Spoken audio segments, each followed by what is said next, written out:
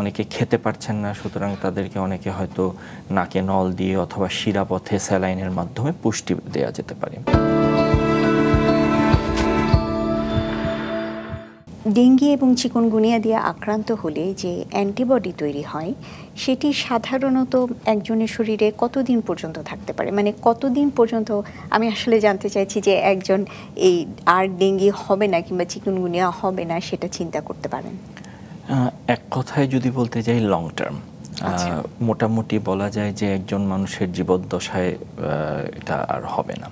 কিন্তু ডেঙ্গির কথা যেটা শুরুতেই বলেছি যে যেহেতু এটার 4টি ডিফারেন্ট স্ট্রেইন আছে, একটি দিয়ে আক্রান্ত হলে শুধু ওটার এগেনস্টেই অ্যান্টিবডি ফর্ম করে।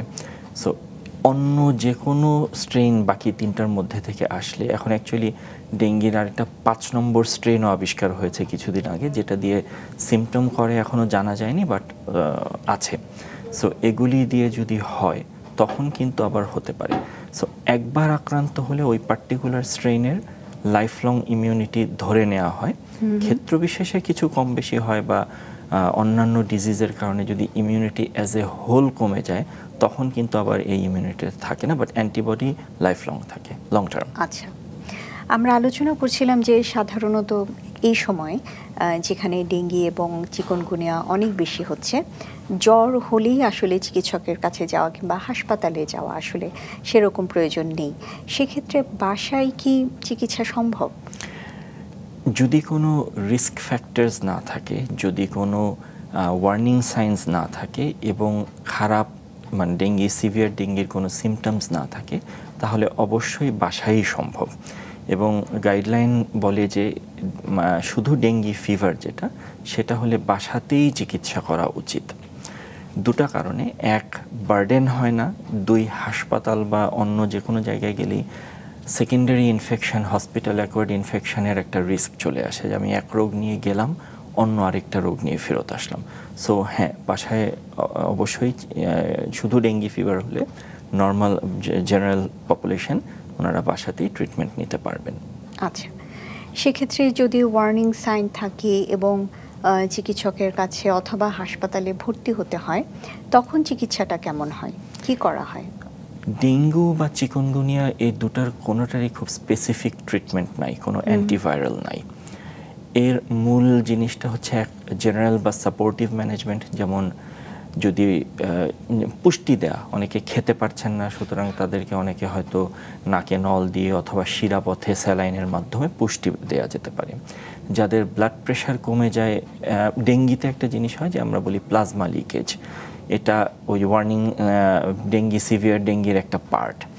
সো যখন প্লাজমা লিকেজ মানে হচ্ছে রক্তের মধ্যে রক্তকোষ ছাড়াও যে রক্তের তরল অংশটা থাকে সেটি রক্তনালীর বাইরে থেকে টিস্যুতে চলে যায়, শরীরের কোষের মধ্যে চলে যায়, তখন ব্লাড প্রেশার কমে যায়।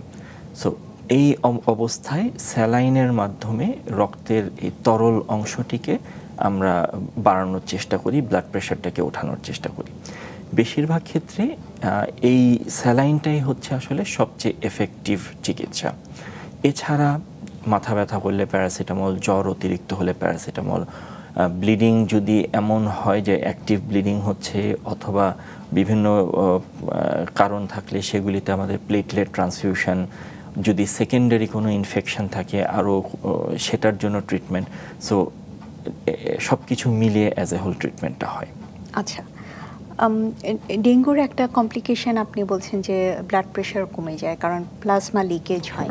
সেক্ষেত্রে কি আপনি মনে করেন যে কারো যদি এই সিজনে, যেহেতু এখন বাংলাদেশে ডেঙ্গু রোগের প্রাদুর্ভাব বেশি, জ্বর হলে আসলে নিয়মিত ব্লাড প্রেশারটা একটু চেক করা দরকার?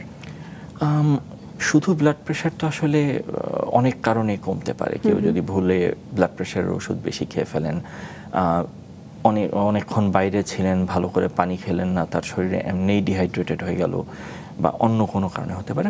শুধুমাত্র জ্বরের জন্য ব্লাড প্রেশার আসলে বোধহয় খুব এফেক্টিভ একটা ইনার। এছাড়াও বাসায় যারা ব্লাড প্রেশার মাপেন, ফর এক্সাম্পল ডিজিটাল মেশিনে, এটা মাপারও কিছু স্পেসিফিক নিয়ম আছে, যেটার ব্যত্যয় হলে এটা ভুলভাবে বেশি বা কম দেখায়। এরকম ক্ষেত্রে রোগীরা তাহলে শঙ্কায় পড়ে যাবেন। সো ভালো হয় যে ওয়ার্নিং সাইন্সের কথা যেগুলি বললাম WHO গাইডের, কোনোটাতেই কিন্তু দেখেন ব্লাড প্রেশার কম সেটা কিন্তু বলেনি। সো আমাদের এটা মেনে বা মাপার বারবার সেটা করে বরং একটা বিনা কারণে রোগীদের মধ্যে শঙ্কার সৃষ্টি হবে, তার চেয়ে অন্যান্য সিমটমসগুলি দেখাই হয়তো ভালো হবে।